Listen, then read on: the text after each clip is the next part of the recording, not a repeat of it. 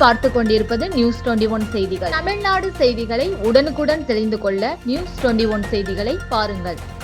ராணிப்பேட்டை மாவட்டத்தில் 4 சட்டமன்ற தொகுதிகளில் பூர்த்தி செய்யப்பட்ட SIR சிறப்பு மையங்களை மாவட்ட ஆட்சியர் சந்திரகலா பார்வையிட்டு ஆய்வு செய்தார்.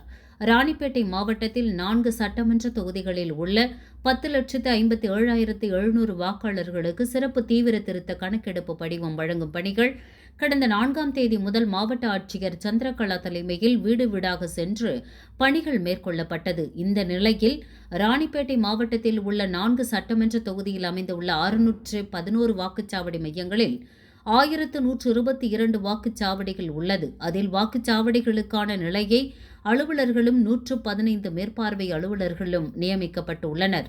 இதனிடையே வாக்காளர்கள் கணக்கெடுக்கும் படிவங்களை பூர்த்தி செய்யவும், பூர்த்தி செய்வதில் ஏதேனும் சந்தேகங்கள் இருப்பின் தெளிவு பெறுவதற்காக ராணிப்பேட்டை, வாலாஜா, ஆற்காடு, நெமிலி, அரக்கோணம், சோளிங்கர் உள்ளிட்ட மாவட்டத்தில் பல்வேறு இடங்களில் அமைக்கப்பட்டுள்ள SIR சிறப்பு மையங்களை மாவட்ட ஆட்சியர் சந்திரகலா நேரில் சென்று மையங்களை பார்வையிட்டு துறை சார்ந்த அதிகாரிகளுடன் ஆய்வு மேற்கொண்டார்.